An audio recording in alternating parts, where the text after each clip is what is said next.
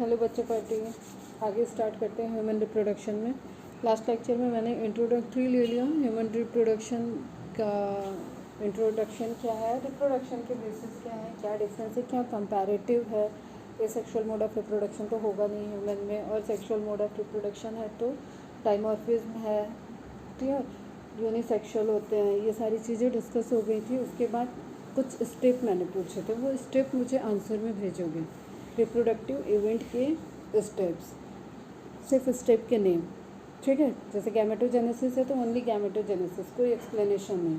जैसे मैंने बताया था उस तरीके से, जो मैंने ऐड ऑन करने के लिए बोला था वो सारी चीज़ें इंक्लूड करके मुझे आंसर करोगे। Reproductive events in human being, ठीक है। स्टेप नंबर ऑफ स्टेप्स भेज दोगे, क्लियर।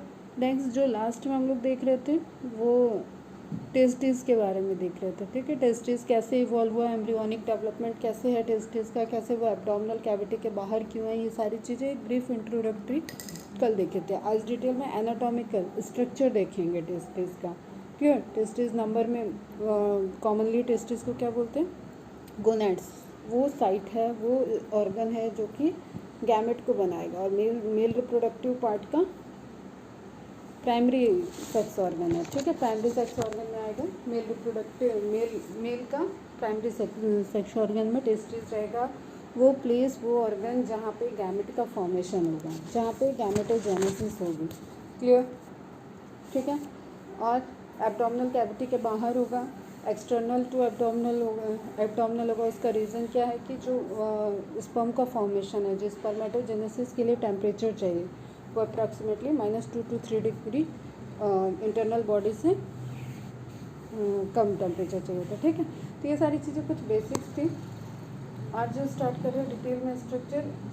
अब जैसे इसको समझने के लिए थोड़ा सा किडनी वाला पोर्शन ध्यान में रखना कि किडनी के अंदर जाने के बाद फिर अलग अलग चैम्बर थे, ठीक। वहाँ से कलेक्टेड कैलिसिस और पूरा जो कलेक्शन यूरिन का फिल्ट्रेशन हो रहा था कॉर्टेक्स मेडुला रीजन से, उसी तरीके का नहीं, बस समझने के लिए, ठीक है। एक क्योंकि जो फिगर में दिख रहा है वो उतना क्लियर नहीं है, मतलब क्लियर, तुम्हें स्ट्रक्चर क्लियर है, समझ में आएगा, लेकिन ये इतना इजी नहीं होता, इतना सिंपल नहीं होता है, क्लियर। एक कॉम्पैक्ट स्ट्रक्चर है। जैसे अभी सपोज जो स्क्रीन पे फिगर दिख रहा है, इसमें 1 2 3 4 5 चैम्बर दिख रहा है, ठीक। ऊपर देखो थ्योरी में क्या लिखा है, 250 कंपार्टमेंट्स।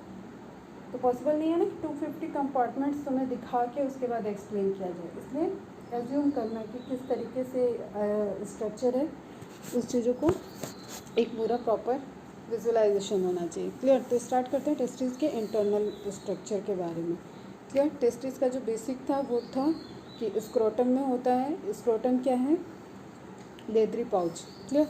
लेदरी पाउच स्क्रोटम जो एब्डोमिनल कैविटी के बाहर होगा, क्लियर।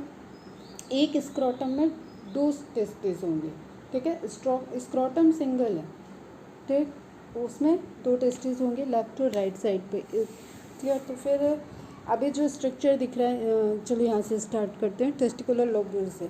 लोब्यूल्स मीन्स क्या होता है, चैम्बर या कंपार्टमेंट, ठीक है। जैसे अभी ओवरी में लोबुलर स्ट्रक्चर रिसेंट में देखे हो, तो टेस्टिस के अंदर अलग अलग कंपार्टमेंट अगर डिवाइड कर दिए जाएँ तो उसको क्या बोलेंगे, टेस्टिकुलर लोब्यूल्स। टेस्टिस के कंपार्टमेंट, ठीक है, पार्ट ऑफ टेस्टिस होगी, क्लियर। तो each testis has about 250 compartment, 250 compartment important है, कॉल्ड टेस्टिकुलर लोब्यूल्स। इसी फिगर को लार्ज करके देखते हैं। अब इसमें जो स्ट्रक्चर दिख रहा है तुम्हें, टेस्टिस से स्टार्ट करते हैं, ठीक है। जो लोब्यूल का स्ट्रक्चर है, लोब्यूल का स्ट्रक्चर कौन सा, ये जो ट्रायंगल बीच में बन रहा है, ट्रायंगल जैसा कंपार्टमेंट टेस्टिस के अंदर, एक ये सिंगल टेस्टिस को देख रहे हैं, टेस्टिस के अंदर जो कंपार्टमेंट दिख रहा है, तो यहाँ पे अप्रॉक्सीमेटली 5 to 6 कंपार्टमेंट दिख रहे हैं, और इस तरीके के 250 कंपार्टमेंट है। अब इस कंपार्टमेंट को ध्यान से देखो, इसमें कुछ ट्यूबुलर स्ट्रक्चर दिख रहा है, ठीक है। ट्यूब्यूल्स दिख रहा है, काफ़ी क्वाइल्ड है, बहुत हाईली क्वाइल्ड स्ट्रक्चर है। वो स्ट्रक्चर क्या हो गया, नंबर 1 पे लिखोगे टेस्टिकुलर लोब्यूल के बाद सेमिनिफेरस ट्यूब्यूल। देखो सीक्वेंस इंपॉर्टेंट है, सीक्वेंस ध्यान रखोगे, ठीक है। स्क्रोटम के अंदर टेस्टिस के अंदर टेस्टिस की वॉल हम लोगों ने पढ़ी लास्ट लेक्चर में। उसके बाद अब क्या स्टार्ट हो गया, उसमें हम लोगों ने वो भी देखा था, क्या जुबेर्नाकुलम, ठीक है, जिसने क्या कर रखा था, फाइब्रस कॉर्ड था एक जो कि टेस्टिस को कनेक्ट करके रखा हुआ था स्क्रोटल से, ठीक है, और एक वो इंग्विनल कैनाल का भी जो डिसेंडेंट्स ऑफ टेस्टिस में रोल प्ले की थी। तो ये सारे स्ट्रक्चर के बाद अब टेस्टिस के अंदर जो स्ट्रक्चर है, टेस्टिस की वॉल कैप्सूल होगी और उसके बाद जो स्ट्रक्चर होगा उसमें चैम्बर है। चैम्बर के अंदर सेमनीफेरस ट्यूब्यूल है। सेमनीफेरस ट्यूब्यूल एग्जैक्टली वो जगह है स्पर्मेटोगोनिया की तरह, ठीक है, जैसे स्पर्म फॉर्म हो रहा है, माइक्रोस्पोरेंजिया समझ लो, ठीक। एक रिलेवेंट, ठीक है, तो हम लोग सेमनीफेरस ट्यूब्यूल के बारे में बात कर रहे थे। सेमनीफेरस ट्यूब्यूल क्या है, टेस्टिकुलर लोब्यूल में क्वाइल्ड स्ट्रक्चर है, ठीक। ये एग्जैक्टली वो स्ट्रक्चर है जहाँ पे स्पर्म का फॉर्मेशन होगा, स्पर्मेटोजेनेसिस होगी। इट मीन्स कि स्पर्मेटोजेनेसिस कहाँ हो रही है, टेस्टिस में, सेमनीफेरस ट्यूब्यूल के अंदर। क्लियर है? अभी एक एक चीज़ को देखना है, क्लियर, एक एक चीज़ को। जब हम जो चीज़ बोलेंगे सिर्फ फिगर में उस चीज़ पे फोकस रहना चाहिए। टेस्टिकुलर लोब्यूल क्लियर होना चाहिए इस टाइम, और चैम्बर लाइक स्ट्रक्चर को टेस्टिकुलर लोब्यूल कहते हैं। हर टेस्टिकुलर लोब्यूल में सेमनीफेरस ट्यूब्यूल का एक क्वाइल्ड डेंस स्ट्रक्चर प्रेजेंट है, ठीक है, ट्यूब लाइक स्ट्रक्चर है, डेंस है, मिक्स नहीं आपस में। अब ये फिगर बहुत इंपॉर्टेंट है, क्लियर। इस फिगर में देखो तुम्हें टेस्टिकुलर लोब्यूल दिख रहे हैं, ठीक है, फिर सेमनीफेरस ट्यूब्यूल दिख रहे हैं।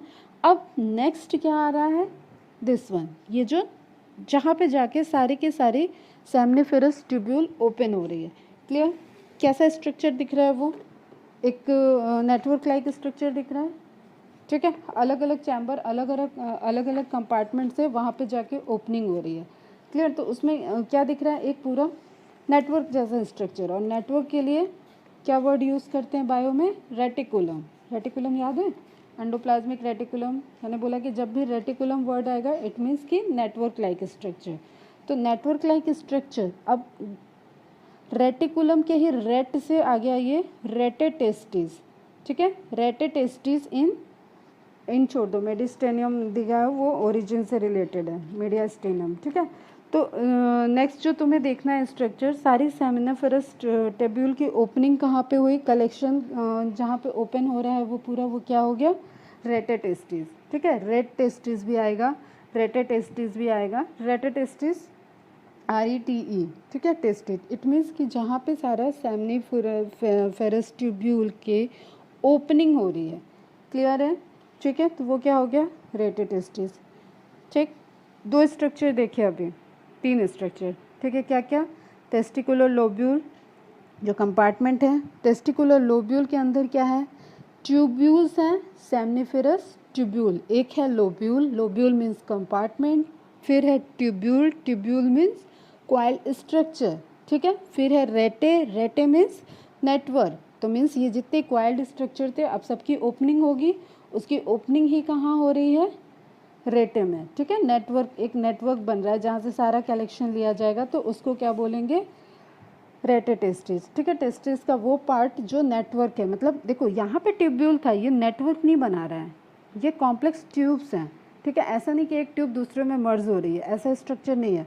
लेकिन रेटे में देखो इधर से उधर से सारे जितने टेस्टिकुलर चैम्बर हैं वहाँ से ट्यूब्यूल्स की ओपनिंग हो रही है, तो वो क्या हो गया, एक मैशी नेटवर्क लाइक स्ट्रक्चर है, क्लियर, ठीक है। जैसे तुम्हारा वो किडनी में कैलिक्स में पूरा ओपनिंग हो रही थी, ठीक है, फिर आगे जा रहा था कलेक्शन, उसी तरीके से कलेक्शन हो गया यहाँ पे किसका, जो स्पर्म फॉर्म हुए थे। स्पर्म फॉर्म हुए थे कहाँ, कहाँ पे फॉर्म हुए थे, स्पर्म फॉर्म होंगे तुम्हारे सेमनीफेरस ट्यूब्यूल में। सेमनीफेरस ट्यूब्यूल से स्पर्म कहाँ कलेक्ट हुए, रेटेटेस्टिस में, क्लियर। अब आगे मूव करेंगे, तो इस स्ट्रक्चर में तुम्हें कंसंट्रेट करना है दो तीन चीज़ों पे, ठीक है। एक तो जो वॉल है, वॉल का स्ट्रक्चर एक कैप्सूल लाइक स्ट्रक्चर के अंदर टेस्टिस की एक अपनी कैप्सूल होगी, वॉल होगी, उसके अंदर ये सारे चैम्बर प्रेजेंट होंगे। चैम्बर में सेमनीफेरस ट्यूब्यूल होगी, सेमनीफेरस ट्यूब्यूल वो प्लेस होगा जहाँ पे स्पर्मेटोजेनेसिस होगी,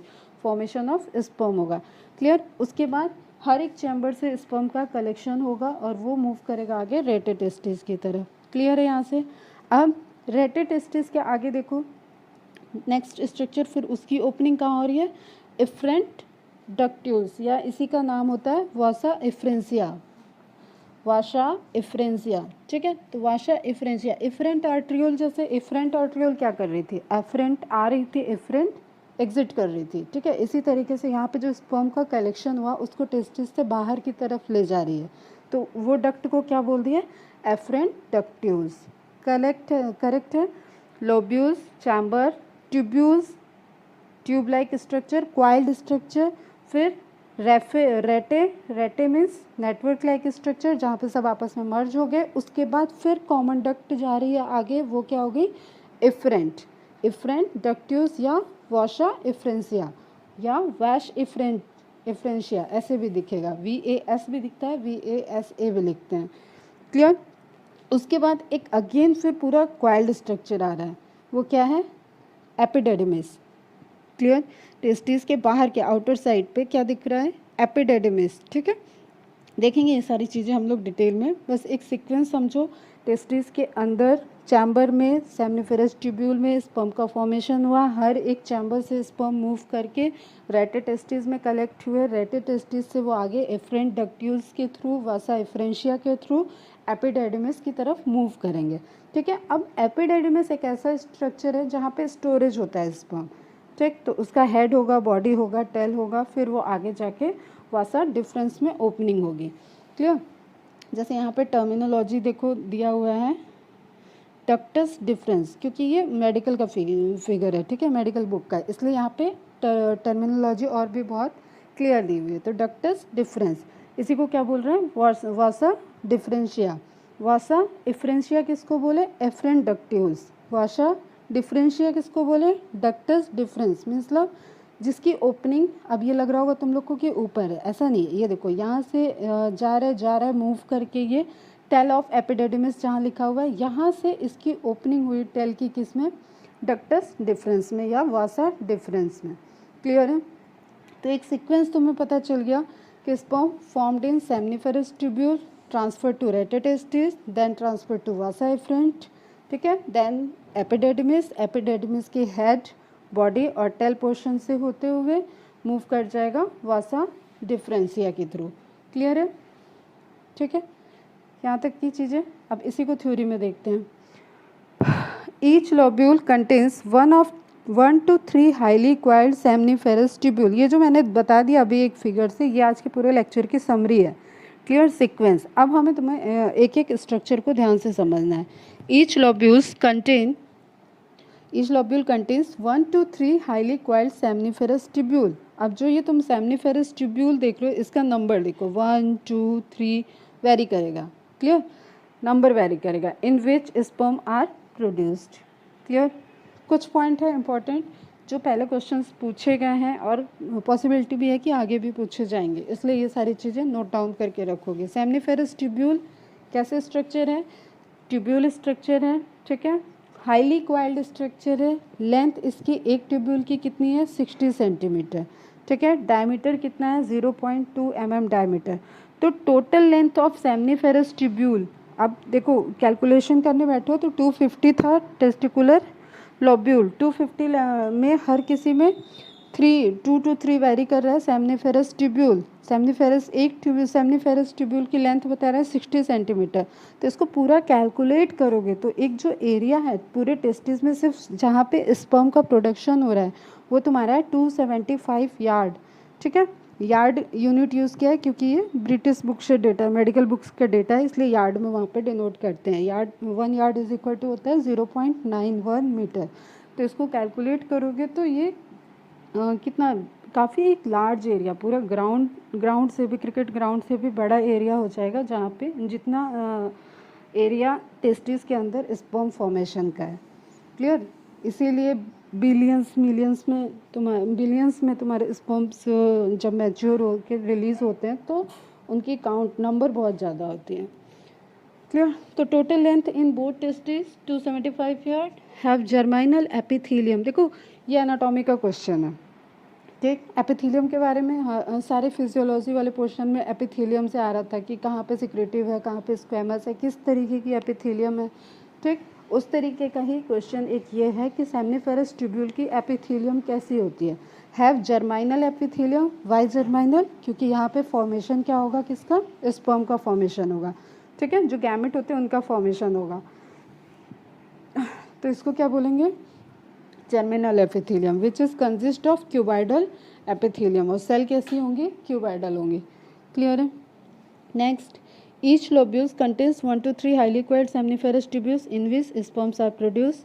Each seminiferous tubule is lined on its inside by 2 types of cells called male germ cell और स्पर्मेटोगोनिया एंड सर्टोली सेल। अब अगेन देखो एक कंपैरेटिव स्टडी करते चलो माइंड में। जैसे माइक्रोस्पोरेंजिया में तुम्हारे एक वो स्पोरोजिनस टिश्यू हो गए जहाँ पे गैमेट का फॉर्मेशन होना है, तो एक टेपेटम की लेयर भी थी जो उसको न्यूट्रिशन प्रोवाइड कर रही है।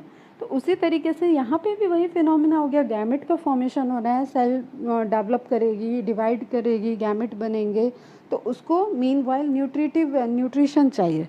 तो वो सेल्स कौन सी होंगी जो सिर्फ न्यूट्रिशन में रोल प्ले करेंगी, वो हो जाएंगी सर्टोली सेल। क्लियर। तो ये सब डायरेक्ट क्वेश्चंस वाली चीज़ें हैं। स्पर्मेटोगोनिया क्या हो गई, जहाँ पे स्पर्म का फॉर्मेशन हो रहा है, जैसे माइक्रोस्पोरेंजिया एक सैक लाइक स्ट्रक्चर जिसमें माइक्रोस्पोर का फॉर्मेशन होगा, उसी तरह स्पर्मेटोगोनिया और सैक लाइक स्ट्रक्चर जहाँ स्पर्म फॉर्मेशन टेक्स प्लेस होगा। ठीक है। एंड सर्टोली सेल जो उसको न्यूट्रिशन प्रोवाइड करेगी। The male germ cells undergoes meiotic division. Male germ cell है तो इसको क्या फॉर्म करना होगा, मेल गैमेट को फॉर्म करना होगा। ठीक है। स्पर्मेटोजोआ भी बोलते हैं, उसको फॉर्मेशन करना होगा तो उसको क्या करना होगा, मियोसिस करना होगा। ठीक है। Undergo meiotic division finally leading to sperm formation while Sertoli cell provide nutrition to the germinal cell. Clear. Extra stroke point में ये जो एक्स्ट्रा स्ट्रोक पॉइंट है इसको सबको नोट डाउन करके रखोगे। स्पर्मेटोगोनिया और male germ cell endodermal origin, embryonic stage में जो लेयर होती हैं उसमें एंडोडर्मल लेयर से डेवलप होती है स्पर्मेटोगोनिया।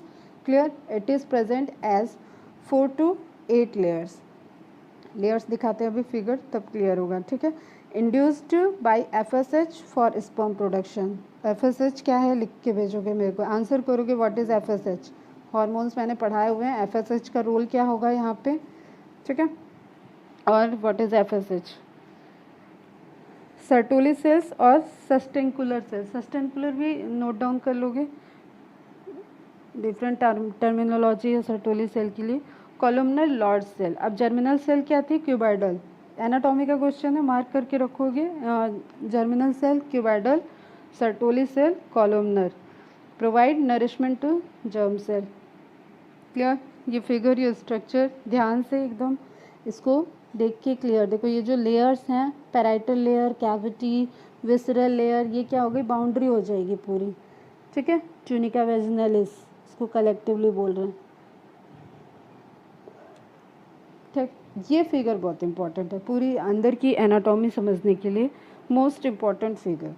ठीक। इसको देखो ध्यान से, ये किसका ये ट्रांसफर सेक्शन है तुम्हारा सेमनीफेरस ट्यूब्यूल का।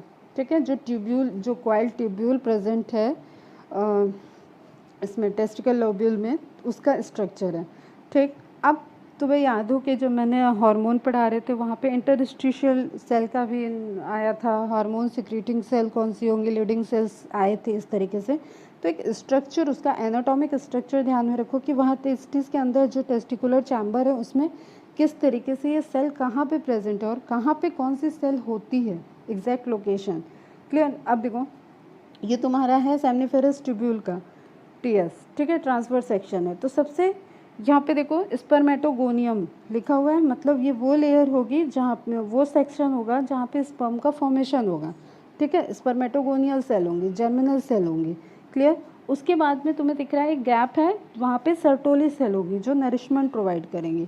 ठीक है। ये जर्मिनल सेल की अलग अलग लेयर होती है, वो पढ़ाएंगे हम कि किस तरीके से डेवलपमेंट होगा। सबसे लास्ट में देखो वहाँ पे तुम्हें दिख रहा है ये स्पर्मेटोजोन्स। ठीक है। मतलब स्पर्म्स फॉर्म हुए दिख रहे हैं। ठीक है। तो वो कहाँ पे रिलीज हो रहे हैं, ल्यूमेन में। क्लियर है। अब जो मेन चीज़ है कि सर्टोली सेल की लोकेशन क्या है, स्पर्मेटोगोनियम की लोकेशन क्या है, और ये ट्यूब्यूल के अंदर का स्ट्रक्चर है, और इसके बाहर तुम्हें एक दिख रहा है लीडिंग सेल। तो देखो कोई भी चीज़ अगर एक सपोज एक टब, अगेन हम टब ही ले लेते हैं क्योंकि मैं बहुत टब वाला एग्जांपल लेती हैं। एक टब में खूब सारे कॉइल्ड पाइप रख दें हम। ठीक है। तो पाइप के अंदर जो मटेरियल है वो ज़रूरी नहीं है कि टब में भी हो, ठीक है। जैसे हमने पूरी दोनों साइड से क्लोज करके एक पाइप को खूब घुमा के क्वाइल्ड स्ट्रक्चर में रख दिया टब के अंदर। अब टब के बाहर जो मटेरियल है वो अगर पाइप के अंदर नहीं है तो इट्स मीन्स कि वो पाइप की बाउंड्री दोनों मटेरियल के बीच में सेपरेशन का काम कर रही है, ठीक है। सेम वे, और जैसे भी तुम कितना भी उस टब को भर दो लेकिन फिर भी उस टब में कहीं ना कहीं ऐसी जगह होगी जहाँ पे टब वाला मटेरियल प्रेजेंट होगा। जैसे सपोज़ अगर हमने टब में पानी भर के पाइप रखा है और पाइप के अंदर कुछ भी नहीं है, आप ही सपोज़ कर लो पाइप के अंदर कुछ भी नहीं है, तो कितना भी तुम उस टब को भर दो और उसमें पानी सारा बाहर आता जाए तो भी कुछ ऐसा स्पेस रहेगा जहाँ पे कि पानी प्रेजेंट होगा और कुछ ऐसा स्पेस होगा जो उस पाइप ने कवर कर रखा होगा। क्लियर। सेम वे में कितना भी तुम्हारा लोब्यूल्स में स्पेस कम हो, कितनी भी क्वाइल्ड स्ट्रक्चर हो सेमनीफेरस ट्यूब्यूल की, लेकिन फिर भी वहाँ पे एक स्पेस होगा जहाँ से सेमनीफेरस ट्यूब्यूल क्वाइल्ड हो रही होगी, ठीक है। वही स्पेस क्या हो जाएगा, इंटरस्टिशियल स्पेस हो जाएगा। इंटरस्टिशियल टिश्यू बोल सकते हैं वहाँ पे होगा, ठीक है। Interstitial space, interstitial cell, interstitial tissue, जो भी वहाँ पे स्ट्रक्चर है वो होगा। तो कभी भी इंटरस्टिशियल वाला पोर्शन ट्यूब के अंदर नहीं आएगा। उसी तरीके से यहाँ पे क्या है, सेमनीफेरस ट्यूब्यूल के अंदर स्पर्मेटोगोनियम और सर्टोली सेल है, मतलब जर्मिनल सेल और उसको नरिशमेंट देने वाली सेल। तो इसका मतलब ये दोनों कहाँ है, बाहर नहीं प्रेजेंट है, ट्यूब्यूल के बाहर नहीं प्रेजेंट है। बाहर अब जो तुम्हारा इंटरस्टिशियल स्पेस बचा उस स्पेस में क्या है, Leydig cell. Function of Leydig cell, again question note down करो, what is the function of Leydig cell. Clear. जिस चीज़ पे फोकस किया उस चीज़ पे ही फोकस रहो। Spermatogonium, Sertoli cell, lumen, spermatozoa जो फॉर्म हो रहे हैं, और लीडिंग सेल, इंटरस्टिशियल स्पेस। बहुत इंपॉर्टेंट फिगर है ये, ठीक। अब ये तुम जब मेडिकल में जाओगे तो इस तरीके से स्लाइड मिलेगी, ये रियल पिक है, ठीक है, रियल स्लाइड है, सेक्शन दिखाया हुआ है इसमें प्रॉपर। देखो अब यहाँ से देखते हैं, ऊपर से ही देखो, ठीक है। स्पर्मेटिड्स मतलब जो स्पर्म्स फॉर्म हुए हैं, न्यूली फॉर्म स्पर्म्स, ठीक है, पूरा मैच्योर नहीं हुए तो इनको स्पर्मेटिड बोलते हैं। प्राइमरी स्पर्मेटोसाइट जो फर्स्ट मियोसिस के बाद बनते हैं, ठीक है, वो सब हम डिटेल में बताएंगे। लेकिन जस्ट तुम इनका अरेंजमेंट देखो, स्पर्मेटोगोनिया, वहाँ से क्या जनरेट हुए हैं, स्पर्मेटोसाइट, वहाँ से क्या जनरेट हुए आगे, स्पर्मेटिड्स, फिर इसके आगे क्या होगा, ल्यूमेन, ल्यूमेन में क्या प्रेजेंट होंगे, स्पर्म्स। क्लियर है, ठीक है। यहाँ पे देखो उन्हीं के बीच बीच में क्या दिख रहा है, सर्टोली सेल। तो प्रॉपर एक ये कहाँ का स्ट्रक्चर है, ये ट्यूब्यूल के अंदर का स्ट्रक्चर है, ट्यूब्यूल के अंदर की लेयर है। उसको स्लाइड को कलर करके एकदम प्रॉपर, स्पर्मेटिड्स देखो एकदम क्लियर दिख रहा है, स्पर्मेटोसाइट भी दिख रहा है जहाँ पे डिवीज़न स्टार्ट हो गया, और स्पर्मेटोगोनिया जहाँ पे ऐसी सेल हैं जो अभी डिवाइड करेंगी, ठीक है, मदर सेल्स प्रेजेंट होंगे। क्लियर। ये फिगर अब नोट करोगे लेयर को समझने के लिए और प्रोसेस को भी समझने के लिए। ये क्या है, लेफ्ट साइड में टेस्टिस का स्ट्रक्चर दिख रहा है, क्रॉस सेक्शन दिख रहा है। अब सब जस्ट एज्यूम करना है कि वहाँ पे काफ़ी क्वाइल्ड स्ट्रक्चर और डक्ट सिस्टम है पूरा। क्लियर। अब उस डक्ट सिस्टम में उस जो उसकी लेयर है, उस लेयर का अरेंजमेंट कैसे है, एक बेसल मेम्ब्रेन हो गई, बेसमेंट मेम्ब्रेन हो गई, उस जो ट्यूब की सेमनीफेरस ट्यूब्यूल का स्ट्रक्चर है ये, ठीक है। उसके बाद देखो सबसे पहले क्या दिख रही है, एक लेयर ऑफ स्पर्मेटोगोनिया, उसी के बीच में क्या दिख रही है, सर्टोली सेल जो नरिशमेंट प्रोवाइड करेगी। क्लियर है ये चीज़, ठीक है। अब स्पर्मेटोगोनिया आगे चल के मैच्योर हुई होंगे, डिवाइड करेंगी तो क्या बनाएंगे, प्राइमरी स्पर्मेटोसाइट। क्लियर। इस बीच में कौन सा डिवीजन होगा, माइटोसिस, ग्रोथ हो रहा है, ठीक है। स्पर्मेटोगोनिया वाली सेल ग्रो कर रही है और क्या डेवलप किया उसने, प्राइमरी स्पर्मेटोसाइट। अब प्राइमरी स्पर्मेटोसाइट जब फर्स्ट मियोसिस करेगी, स्पर्मेटोसाइट प्राइमरी में, ये हम पूरा स्पर्मेटोजेनेसिस पढ़ाएंगे तब और क्लियर होगा, बस यहाँ पे ये लेयर का अरेंजमेंट समझो। तो जो बेसमेंट मेम्ब्रेन के टूवर्ड्स होगी तो सबसे नियर बाई क्या होगी, स्पर्मेटोगोनिया सेल होगी। स्पर्मेटोगोनियल सेल डिवाइड करेगी तो स्पर्मेटोसाइट बनाएगी प्राइमरी स्पर्मेटोसाइट डिवाइड करेगी तो सेकेंडरी स्पर्मेटोसाइट बनाएगी, और सेकेंडरी स्पर्मेटोसाइट जब डेवलप करेगी, ठीक है, डिवाइड करके डेवलप करेगी तो फाइनली स्पर्मेटिड बनेगी। तो जो अरेंजमेंट होगा जब भी सेक्शन कट होगा, क्योंकि स्पर्म फॉर्मेशन एक कंटिन्यूअस प्रोसेस है, एग की तरह, एग का मैचुरेशन की तरह नहीं है, 24 आवर्स में दूसरा साइकिल ऑफ स्पर्म्स जनरेट हो जाता है, ठीक है, स्पर्म फॉर्मेशन फिर से जनरेट हो जाता है। तो ये जो सेल्स दिख रही है तुम्हें, ये पूरा प्रॉपर डीजनरेट होती हैं, रीअब्जॉर्ब हो जाती हैं बॉडी में, इनका जो भी न्यूट्रिटिव वैल्यू होगा वो रीअब्जॉर्ब हो जाएगा और दोबारा स्पर्मेटोगोनिया नए स्पर्मेटिड का फॉर्मेशन कर देगी। क्लियर? तो सर्टोली सेल का क्या लोकेशन होगा? Between the spermatogonium. ठीक है, उसके बाद स्पर्मेटोसाइट, फिर सेकेंडरी स्पर्मेटोसाइट और फाइनली स्पर्मेटिड, और उसके आगे क्या होगा? ल्यूमेन, वो कैविटी जहाँ पे स्पर्म रिलीज होंगे। क्लियर? और ऑब्वियसली यहाँ पे देखो स्पर्म को मूव करना आगे, तुरंत ही स्पर्म मोटाइल नहीं हो जाते। स्पर्मेटिड जो फॉर्म हुए हैं वो इमेच्योर है, तुरंत मोटाइल नहीं हो जाते और सारी इनकी एक्टिविटी नहीं आ जाती है। तो ये यहाँ से मूव करने के लिए इनको प्रॉपर एक मीडियम चाहिए, जिसमें ये जो मीडियम होगा, ल्यूमेन की जो वॉल होगी आगे, वो तुम्हारी डक्ट की जितनी वॉल होगी वो थोड़ा सिलिएटेड होती हैं और वो उसको मूव कराएंगे स्पर्मेटिड को। क्लियर है? ठीक है, नेक्स्ट द रीजन आउटसाइड, इसी चीज़ की थ्योरी लिखी हुई है, देख लो। The region outside the seminiferous tubules called interstitial space, Leydig cell वाला, contain small blood vessels. It means कि हम कहाँ पे बात कर रहे हैं? टेस्टिकल लोब्यूल के अंदर की बात कर रहे हैं, टेस्टिकुलर लोब्यूल के अंदर की बात कर रहे हैं, लेकिन सेमनिफेरस ट्यूब्यूल के बाहर की बात कर रहे हैं। तो समझ में आया? जैसे सपोज ड्रॉ करें हम, तो एक हो गया टेस्टिकुलर लोब्यूल का चैम्बर हो गया और उसमें क्वाइल्ड सेमनिफेरस ट्यूब्यूल्स हो गए तुम्हारे। ठीक है, तो टेस्टिकुलर लोब्यूल के वॉल और सेमनिफेरस ट्यूब्यूल के वॉल के बीच के स्पेस की बात कर रहे हैं। अब वैसे भी इंटरस्टिशियल मैंने कई जगह पढ़ाया तुम लोग को। contain small blood vessels and interstitial cells or leading cells. Clear? Leading cells synthesize and secrete testicular hormones called androgens. चलो आंसर मिल गया तुम लोग को। अदर इम्यूनोलॉजिकली कम्पिटेंट सेल्स और ऑल्सो प्रेजेंट। अब ये जो भी पोर्सन है यहाँ पे कुछ इन्फेक्शन भी हो सकता है, एंटीबॉडी भी, एंटीजेंस भी पहुँच सकते हैं, तो उनके अगेंस्ट में फाइट करने के लिए क्या होंगे? लिम्फोसाइट्स भी होंगे। क्लियर? तो यहाँ पे इम्यूनोलॉजिकल सेल्स भी होंगी, एंटीबॉडी का फॉर्मेशन भी हो सकता है, उसको डिटेक्ट करने के लिए इम्यून सिस्टम भी होगा। क्लियर? अब ये नोट डाउन कर लो। लीडिंग सेल मेसोडर्म, हम अभी स्पर्मेटोगोनियम को देखें, एंडोडर्मल ओरिजिन। लीडिंग सेल क्या हो गए? Mesodermal origin. Influence by ICSH। Again मुझे बताओगे what is ICSH? In males where LH had also been called interstitial cell stimulating hormone, it stimulate Leydig cell production of testosterone. ठीक है, अब stimulating hormone है, testosterone जो male sex hormone है उसको production में रोल प्ले करेगा। Clear? तो Leydig cell, interstitial tissue, interstitial cell, ठीक है, इंटरस्टिशियल सेल स्टिमुलेटिंग हार्मोन, ये वर्ड आया था एंडोक्राइनोलॉजी वाले चैप्टर में, MCQ में था। क्लियर? सेमनिफेरस ट्यूब्यूल के अंदर स्पर्मेटोगोनिया, उसके साइड में न्यूट्रिशन के लिए सर्टोली सेल, ठीक, स्पर्मेटिड, सेंटर में ल्यूमेन। ये सारा स्ट्रक्चर एकदम क्लियर होना चाहिए। और इस तरीके की एनाटॉमी मैंने काफ़ी तुम लोग को पढ़ाई हुई है। ठीक है, किडनी में हम लोगों ने देखा है, लीवर में हम लोगों ने देखा है, हेपेटिक लोब्यूल का पूरा स्ट्रक्चर देखा हुआ है, ठीक, पैंक्रियाटिक स्ट्रक्चर देखा है। तो इस तरीके से लेयर बाय लेयर किस वहाँ पे क्या सिस्टम है ये तुम लोग कई बार पढ़े हो। कोई भी डाउट हो तुरंत रिजॉल्व कर लेना, मैसेज कर देना मुझे। Clear? Leydig cell produce testosterone, कहाँ प्रेजेंट होंगी? इंटरस्टिशियल स्पेस में। ठीक है, बाकी लेबलिंग हटी हुई है, वो क्या है? तुम्हारा अंदर वाला पोर्शन है। ठीक है, सेमनिफेरस ट्यूब्यूल के ये ब्लू वाला जो दिख रहा है वो अंदर का पोर्शन है और बाहर का इंटरस्टिशियल पोर्शन है जहाँ पे लीडिंग सेल को दिखाया गया है। और अंदर वाले में सर्टोली सेल है, स्पर्मेटोगोनिया है और बाकी प्राइमरी स्पर्मेटोसाइट। अब देखो इसमें एक ये सेल देखो दिखाई है यहाँ बीच में, इस पर तुम लोग अगर फोकस करो। ठीक है, सबसे राइट साइड में ऊपर से सेकेंड।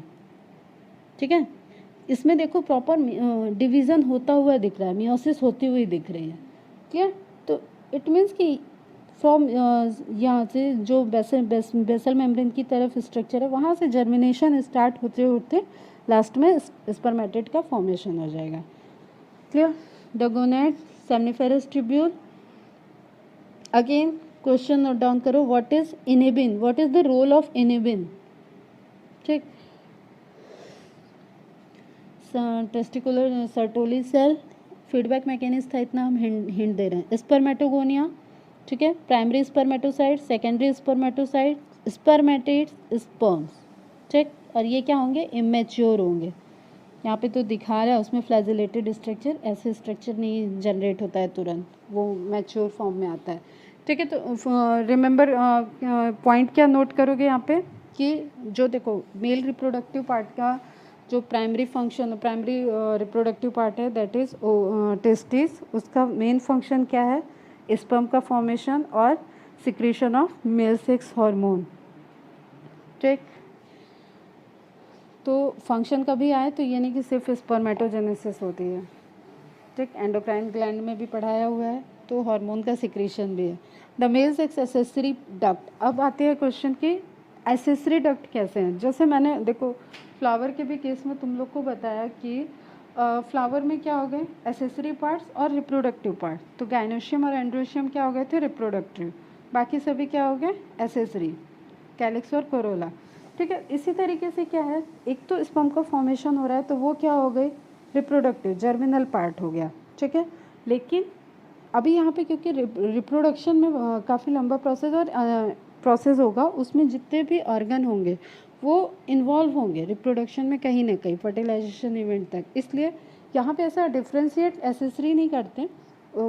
यहाँ पे क्या होगा कि जो हेल्प कर रहे हैं स्पर्म को मूव करके, ठीक है, यूरेथ्रा तक पहुँचने में, जो भी ऑर्गन, जो भी डक्ट यहाँ पे इन्वॉल्व होंगी, हर लोकेशन पे डक्ट का नेम चेंज हो जाएगा लोकेशन पे, और जो उनके बीच में कनेक्टिविटी, मतलब पूरा का पूरा जब तक स्पर्म एजैकुलेट नहीं हो जाता है, ठीक है, एक्सपेल नहीं हो जाता है मेल की बॉडी से, वहाँ तक का जो ट्रांसपोर्ट सिस्टम है वो सब कलेक्टिवली कहाँ आ जाएगा, एसेसरी डक्ट में, इंक्लूडिंग यूरेथ्रा, क्योंकि कॉमन कैनाल है, ठीक है। तो the male sex accessory duct कह लो इसको, या इसको कलेक्टिवली कह सकते हैं secondary sex organ of secondary male sex organ, clear. तो the male sex accessory duct include rete testis, vasa efferentia, ठीक, एपिडेडमिस और वासा डिफरेंस। इसके बाद और भी है, यूरेथ्रा तक का पूरा सारी चीज़ें आ जाएंगी, वन बाय वन देखते हैं। इसमें तुम लोग का बल्बो यूरेथ्रल, प्रोस्टेट ग्लैंड और सेमाइनल ग्लैंड, ये सारी चीज़ें आ जाएंगी,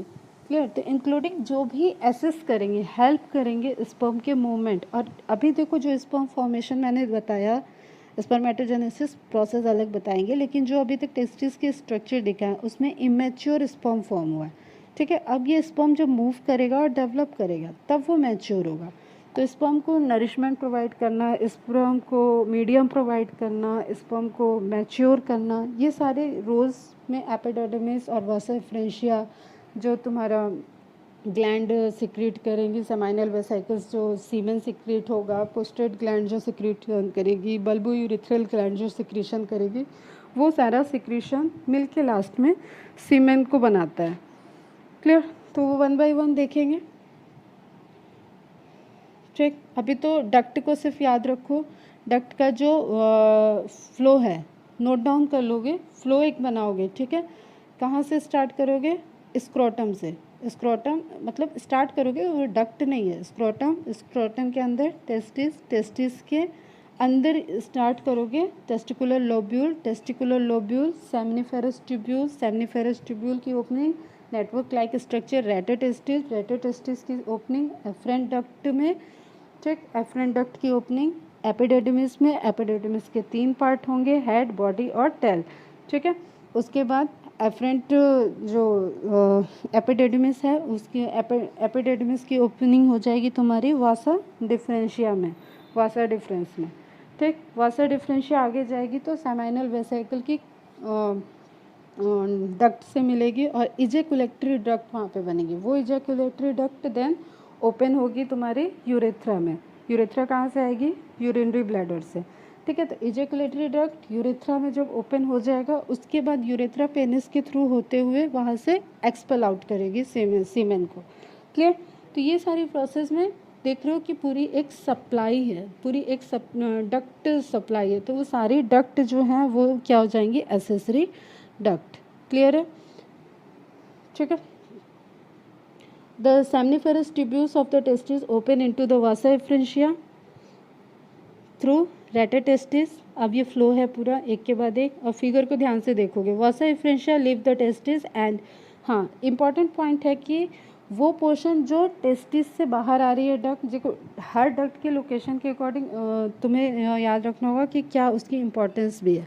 वाशा इफ्रेंशिया क्या है, जो इफ्रेंट मीन्स बाहर लाना, पहले भी बताया मैंने, ई से एग्जिट, ई से इफ्रेंट, एफरेंट होता तो अंदर आना, ठीक है, कोई ब्लड की सप्लाई अंदर की तरह आ रही तो वो एफरेंट आर्ट्रियोल हो जाती है, इफ्रेंट जो बाहर ले जा रही है। तो वाशा इफ्रेंशिया, तो जो स्पर्म का फॉर्मेशन हुआ उसको टेस्टिस से बाहर ले गया, तो vasa efferentia leave the testis, बाहर आ गई, and open into epididymis located along the posterior surface of each testis.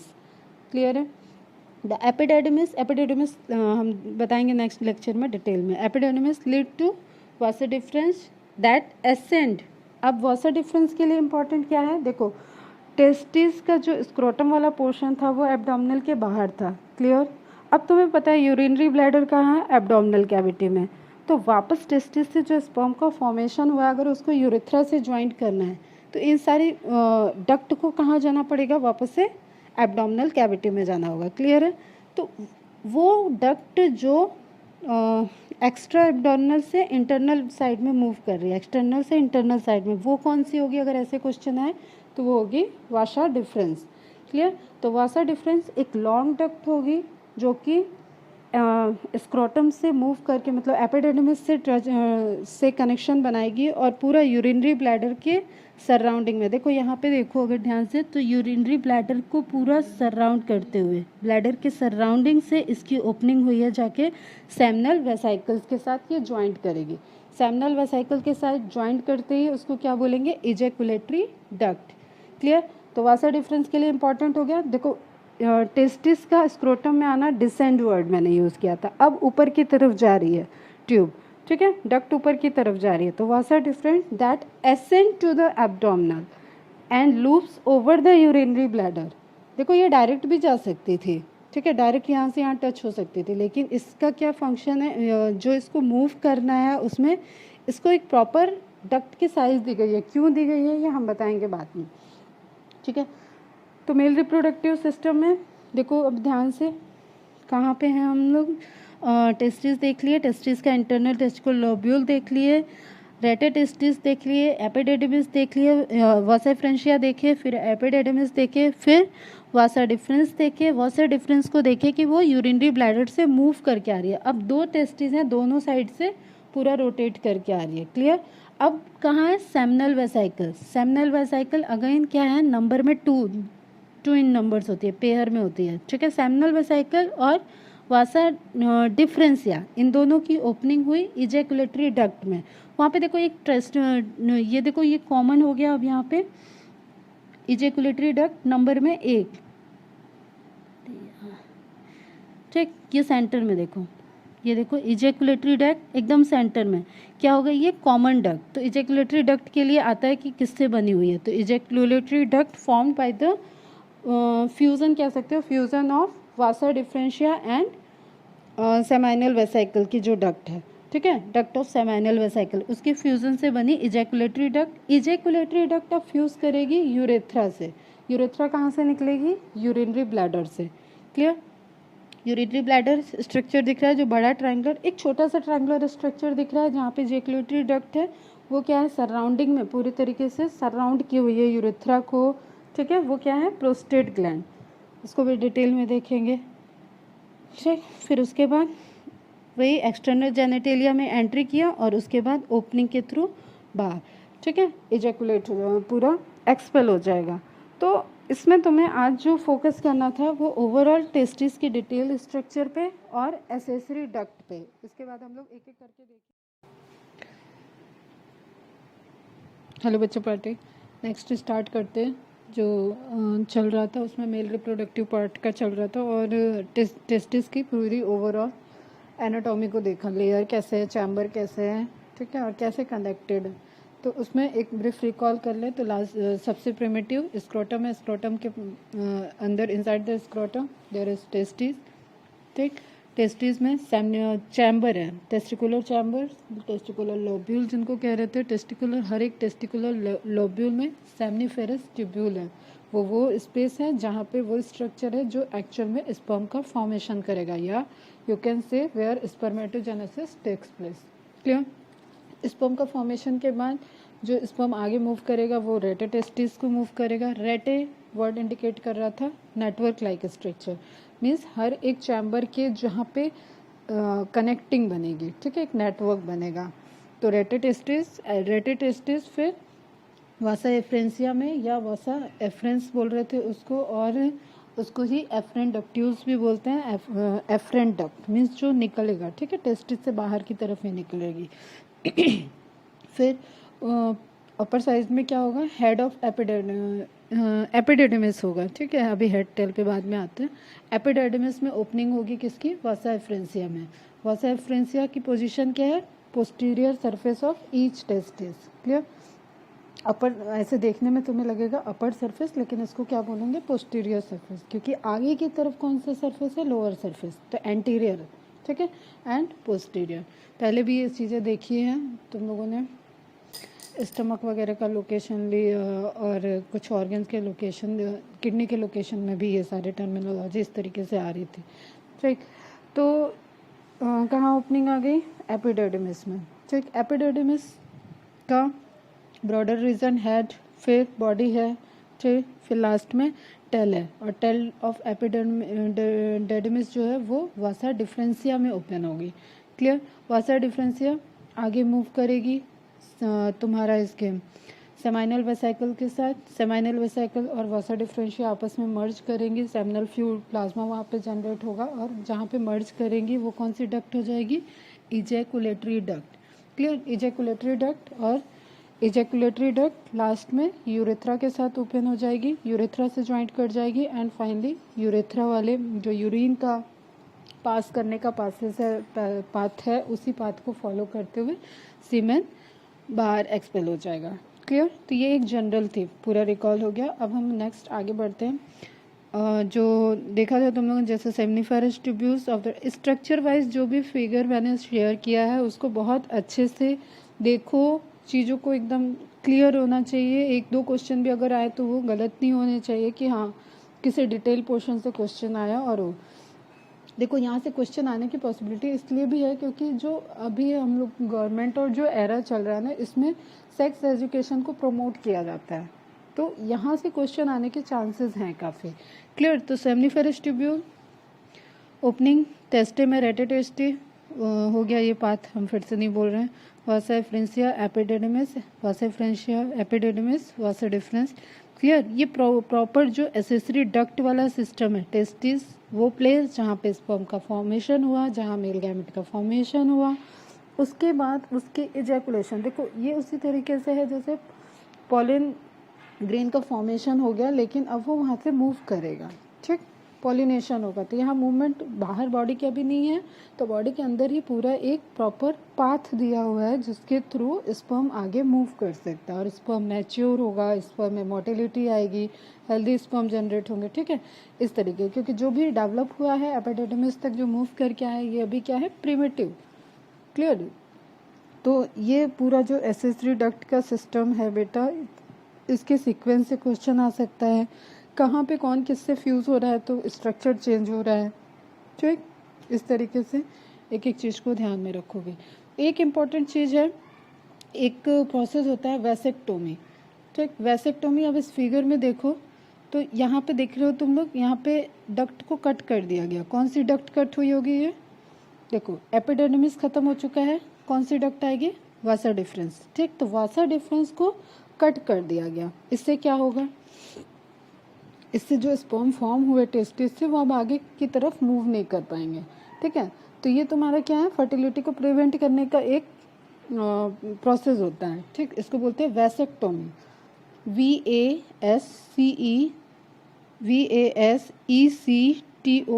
Vasectomy, clear. तो वैसेक्टोमी में क्या हुआ, जो वासा डिफरेंस था एपिडिडमिस से, देखो ये पाथ है ना, पाथ को ब्रेक कर देना है, और पाथ को भी ब्रेक वहाँ से करना है कि जहाँ से अफेक्ट कम पड़े, क्लियर। वैसेक्टोमी होगा वासा डिफरेंस में, जब एपिडिडमिस से मूव करेगा स्पर्म, उस वक्त वहाँ पे कट कर दिया और उसको बाइंड कर दिया, हील कर दिया, वहाँ से सील कर दिया पूरा, तो फिर क्या हो जाएगा, वहाँ से स्पर्म जो भी फॉर्म हो रहा है टेस्टिस में वो आगे की तरफ मूव नहीं कर पाएंगे, क्लियर। तो ये it's a kind of surgical process for male sterilization. Clear है? ठीक, अब इससे तुम लोग को लॉजिकल क्वेश्चंस आने चाहिए। क्या क्या क्वेश्चन आएंगे वो कुछ आए तो तुम लोग आज के लेक्चर में लिख के मुझे शेयर करोगे, अदरवाइज कल के लेक्चर में मैं वासेक्टॉमी से रिलेटेड क्वेश्चन पूछूंगी और उसके आंसर तुम लोग करोगे। तो आज का एक टाइम देगा कि यहाँ पे अब तुम सोचो कि क्या क्या इससे, एक तो मैंने बताया कि स्पर्म मूव नहीं करेगा, और क्या क्या क्वेश्चंस रिलेवेंट हो सकते हैं, क्या इम्पैक्ट हो सकता है। क्लियर? फिर ये पूरा दिख रहा था जो ये मूवमेंट जो तुम्हारा वैसे रेफरेंस पूरा यूट्रस नहीं, यूरिनरी ब्लैडर के थ्रू चारों तरफ से मूव करके आगे सेमिनल, ठीक है, फ्यूज करके उसके बाद पूरा वो यूरेथ्रा के थ्रू बाहर वाला एक पूरा मूवमेंट वो दिख रहा है सर्किल भी तुम्हें। अब कुछ एक्स्ट्रा स्ट्रोक पॉइंट है, इंपॉर्टेंट पॉइंट है, हर एक पॉइंट को नोट डाउन करोगे। रेटे मीन्स नेटवर्क, ठीक है, रेटिकुलम ब्रैकेट में लिख भी लोगे। रेटिकुलम वर्ड से तुम्हें याद आएगा कि मैंने बताया एंडोप्लाज्मिक रेटिकुलम, तो वहाँ रेटिकुलम का मतलब ही होता है नेटवर्क लाइक स्ट्रक्चर। तो rate means network. Rete testis is a tubular network, ठीक, नंबर ऑफ ट्यूब्स हैं जो आगे जाके फ्यूज होके एक नेटवर्क को जनरेट कर रहे हैं। Clear? Vasa efferentia are fine ductules having cilia. Cilia का क्या रोल हो सकता है यहाँ पे? चलो क्वेश्चंस नोट डाउन करो। What is the role of ciliated vasa efferentia? Google नहीं करोगे कोई भी, ठीक है, अपने माइंड से सोच के इसका आंसर मुझे सेंड करोगे। वाई इट इज सीलिएटेड, कल के लेक्चर में एक मैंने हिंट दिया था, उससे ही रिलेटेड रहेगा। ठीक, नेक्स्ट सीक्वेंस दिया हुआ है, seminiferous tubule connected to rete testis connected to vasa efferentia leaves the testis. तो vasa efferentia leaves the testis, that is important point. Clear? Testis के बाहर कौन सा डक्ट आ रही है, एक क्वेश्चन हो गया। Now opens into epidermis. Epidermis vasa deferens, vasa deferens किसको लीव कर रहा है? एक्स्ट्रा एब्डोमिनल पार्ट से इंटर करेगा, ठीक है, एसेंड वापस एब्डोमिनल कैविटी की तरफ जाएगा, ठीक है, क्लियर है? तो एसेंडिंग करेगा, एसेंड करेगा किधर? Towards the abdominal cavity. तो कौन सी डक्ट एब्डोमिनल कैविटी में रिटर्न आ रही है टेस्टिस से? उसका आंसर हो जाएगा वासा डिफरेंस। कौन सी डक्ट टेस्टिस से बाहर आ रही है? उसका आंसर होगा वासा एफरेंशिया।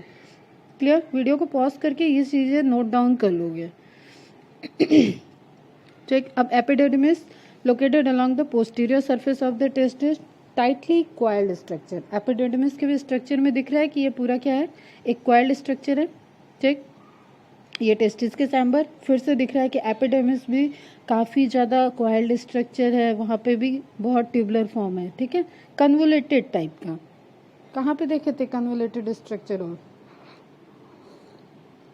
ये भी आंसर करोगे कि मैंने कहाँ किस स्ट्रक्चर में कन्वोलेटेड स्ट्रक्चर पढ़ाया है। क्या? Tightly coiled structure 5 to 6 metre long if stretched out.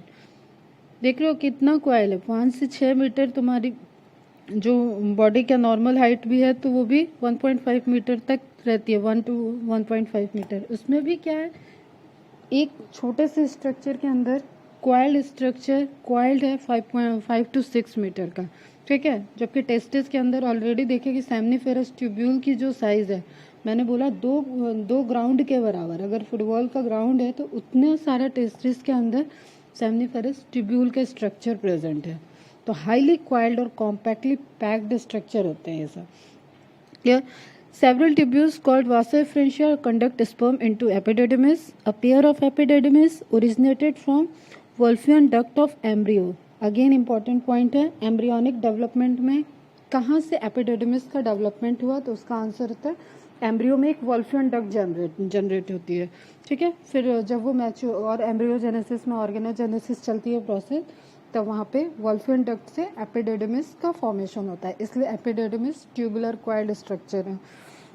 There are 3 parts of epididymis. अब ये इंपॉर्टेंट है, नोट कर लोगे, टर्मिनोलॉजी ध्यान में रखो, जैसे हम ब्रेक डाउन कर देते हैं उसी तरीके से। कैपुट मीन्स हेड होता है, कॉर्पस मीन्स बॉडी होता है, कॉर्डा मीन्स टेल होता है, ठीक। तो epididymis is common thing, caput, corpus and cauda, कोई रटने की जरूरत नहीं है।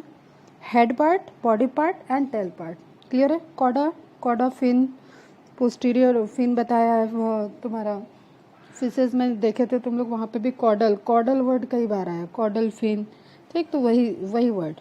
Tell portion, caput, corpus, cauda. Caput means head, it means the first part of epididymis, then पूरे एक बॉडी का part, corpus part, then followed by cauda, tail part. Clear है? तो anterior part, middle part and posterior part. अब अगर question आता है तुम्हें कि एपिडिडिमिस का कौन सा पार्ट वासा डिफरेंशिया से कनेक्ट होगा और कौन सा पार्ट तुम्हारा वासा डिफरेंशिया से कनेक्ट होगा, तो इसका आंसर करेक्ट समझ में आना चाहिए।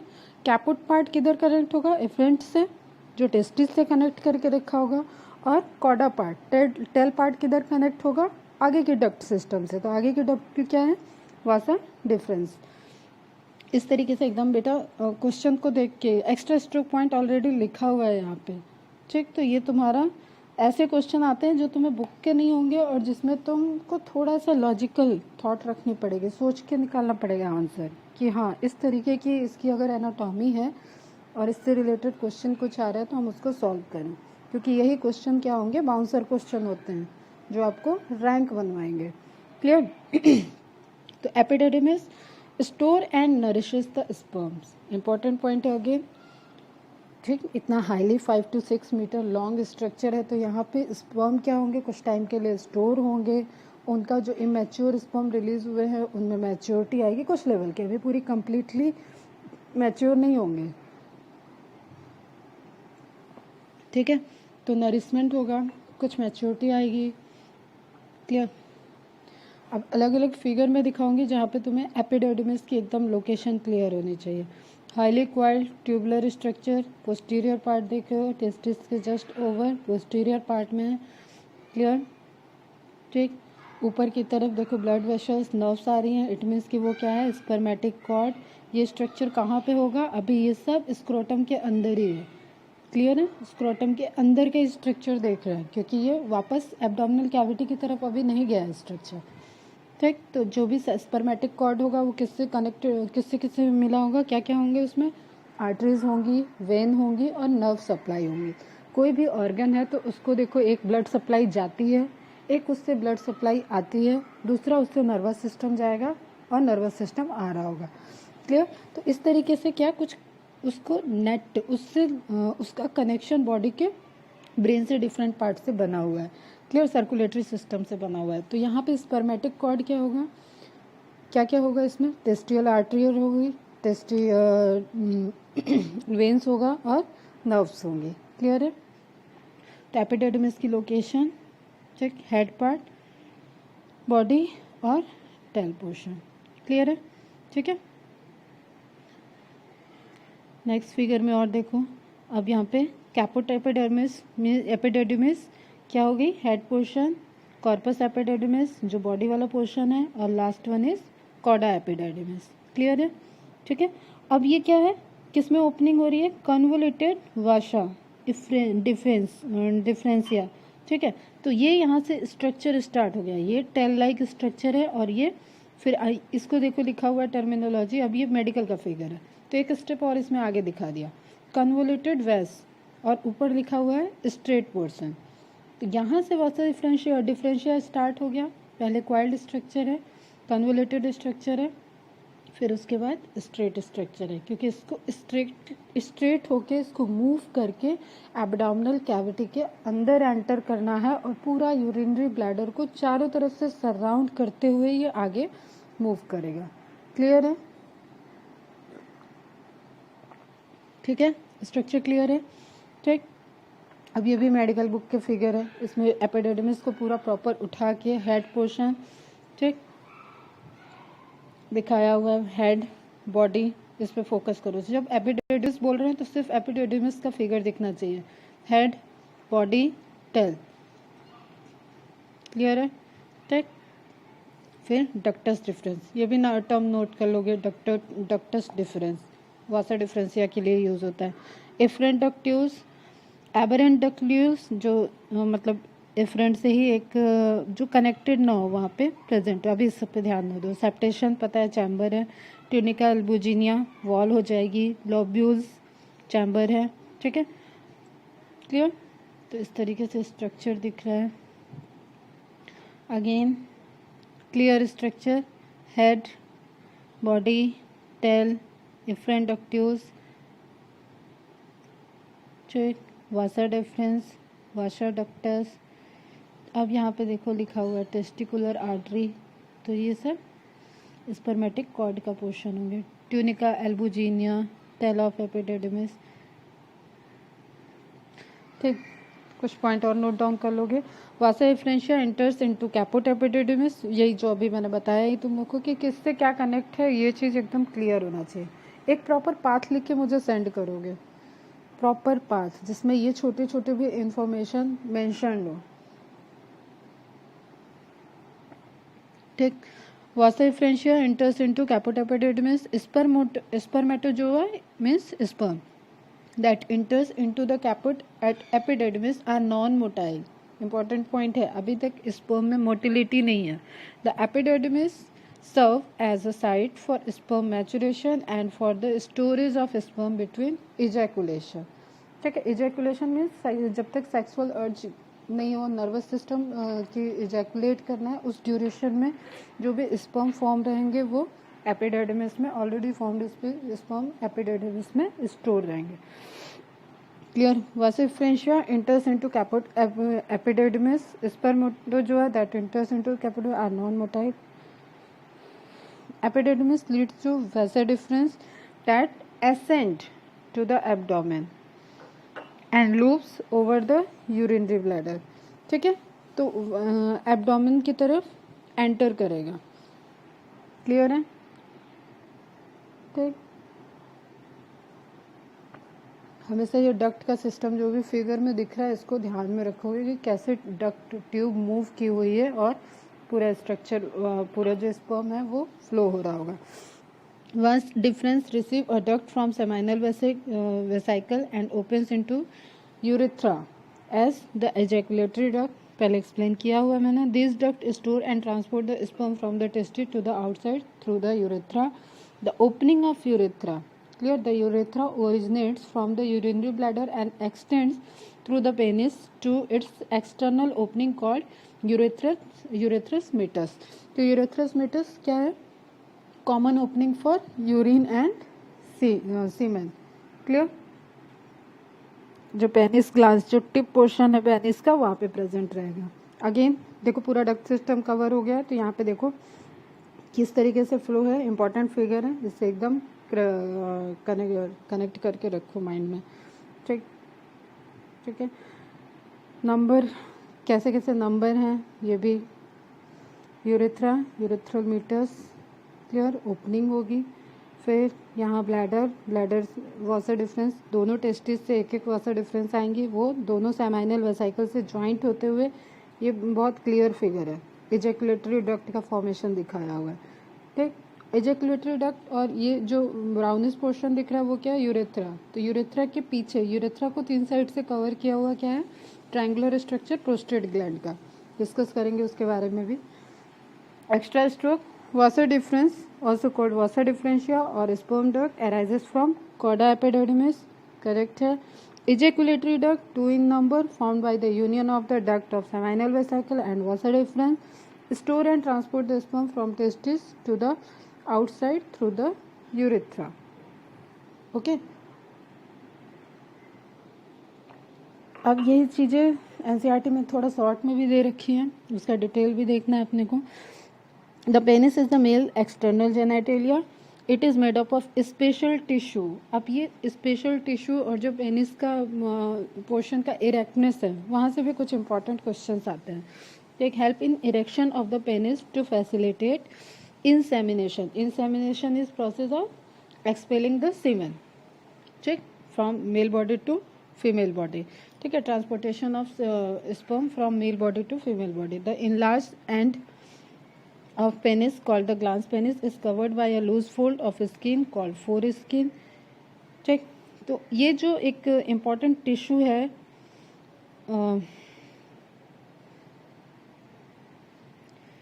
ठीक, ये नोट डाउन करके रखोगे। इंगॉर्ज्ड कार्पोरा टिश्यू।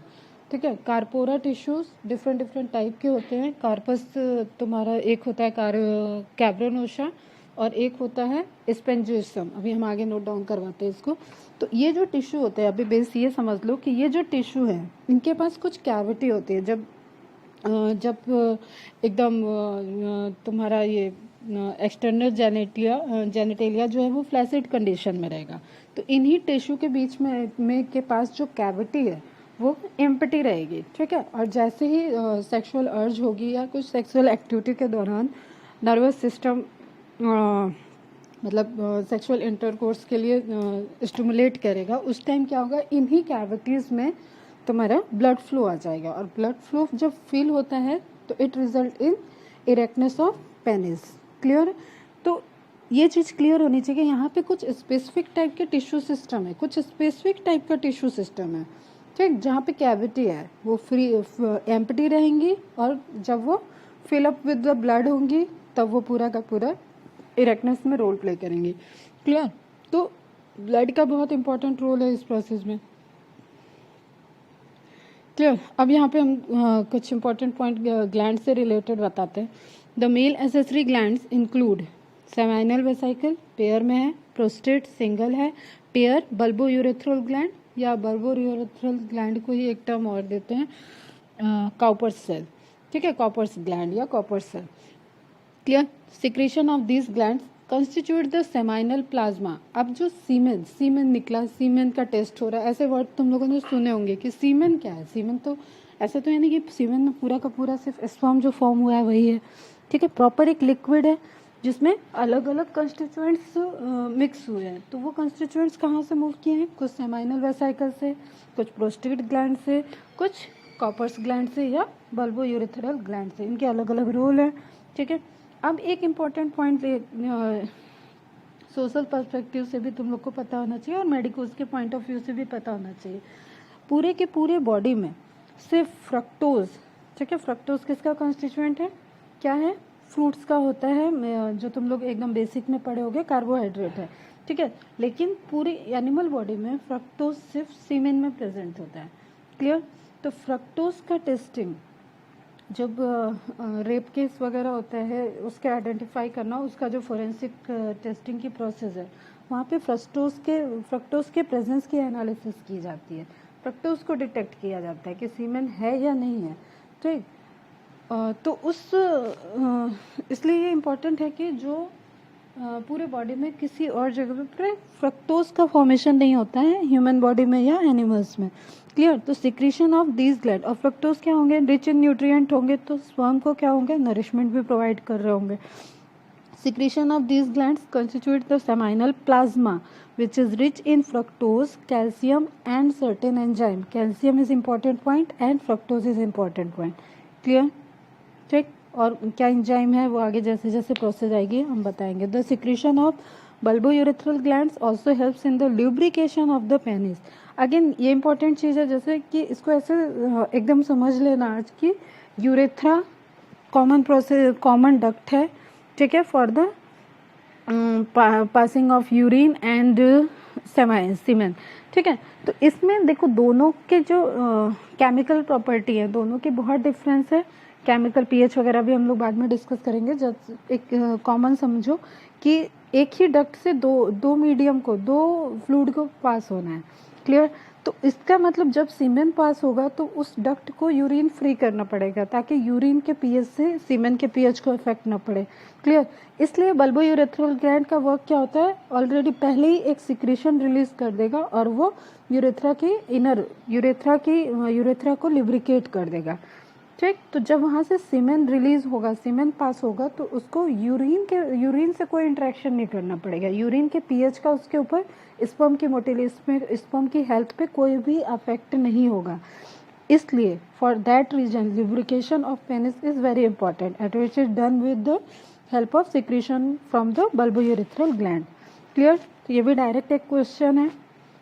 एक ही डक्ट से दो लिक्विड जब फ्लो हो रहे हैं तो वहाँ पे मैकेनिज्म कैसे, क्या दोनों मिक्स नहीं हो सकते? और मैं बताऊंगी कुछ स्फिंक्टर है जो क्लोज रहेंगे तो फिर वो एक्टिविटी मेंटेन रहती है कि जैसे एक टाइम में ऐसा नहीं है कि सीमेन भी सिक्रीट हो रहा हो और एक टाइम में यूरिनेशन, दोनों एक साथ पैरेलली नहीं हो सकते। क्लियर? उसके लिए स्फिंक्टर याद हो कि स्फिंक्टर वॉल्व जैसे स्ट्रक्चर है, मस्कुलर स्ट्रक्चर ठीक, जो क्लोज करके रखते हैं। तो पहले एक ये इंपॉर्टेंट पॉइंट है, ये भी नोट करके रखोगे।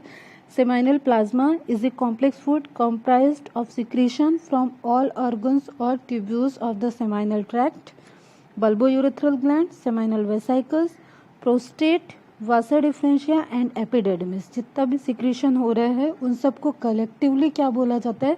Seminal plasma. And from the seminiferous tubules in the testicles, मतलब स्पर्म भी इसमें इंक्लूडेड हो जाएंगे। ठीक है, सब चीज़ फ्लो होके आया और स्पर्म फ्लो के आया होके आया। अब ये इसी तरीके से जैसे एक बड़ी सी ट्यूब आ रही है और उसमें बीच बीच में कोई छोटी छोटी ट्यूब मिल रही है। ठीक, इस तरीके का स्ट्रक्चर इमेजिन होना चाहिए था।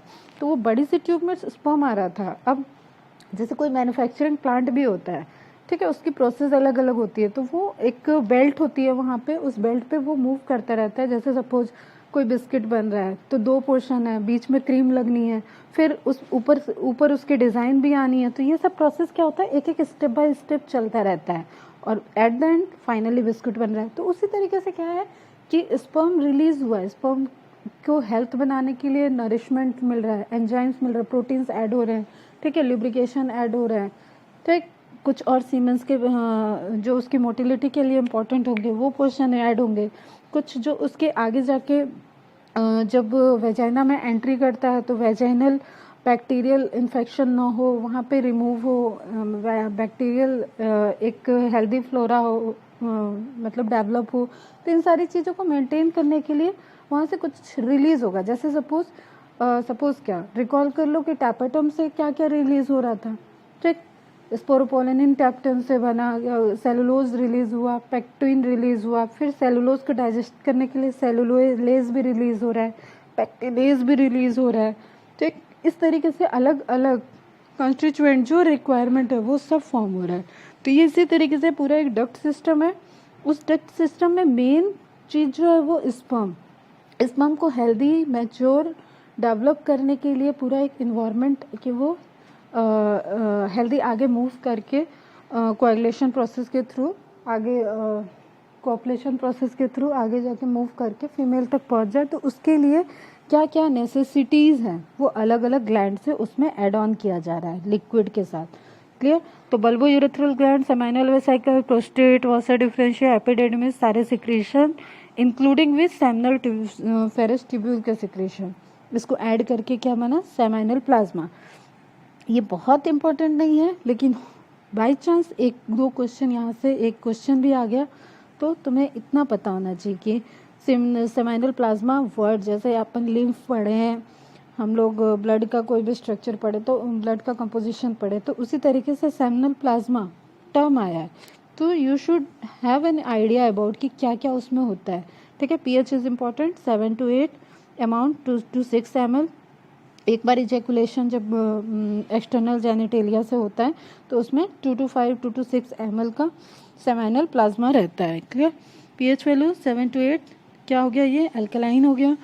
सेमाइनल ग्लैंड सिक्रेशन, अब ये इंपॉर्टेंट पॉइंट है, 75% ऑफ द वॉल्यूम जो पूरा सीमन का जैसे 2 to 6 ml है तो उसमें 75% सिक्रीशन कहाँ से आया है? वो सेमिनल ग्लैंड से आया। एल्कलाइन फ्रक्टोज रिच सिक्रीशन ये कहाँ से आया? सेमाइनल ग्लैंड से। Clear? Phosphoric choline, ascorbic acid, ये सारी चीज़ें जो एसेंशियलिटीज़ हैं वो वहाँ से सेमाइनल ग्लैंड के सिक्रीशन से ऐड हुआ है। Important. Next, prostate secretion 20 to 25% of the volume. Biogenic amine, citric acid, cholesterol. देखो, प्रोस्टेट से रिलेटेड जो डिजीज़ होती है, एक प्रोस्टाइटिस, ठीक है, या BPH, बेनाइन प्रोस्टेट हाइपरट्रॉफी, ये सारी जो डिजीज़ होती है इनके लेवल के चेंज होने से अफेक्ट होता है।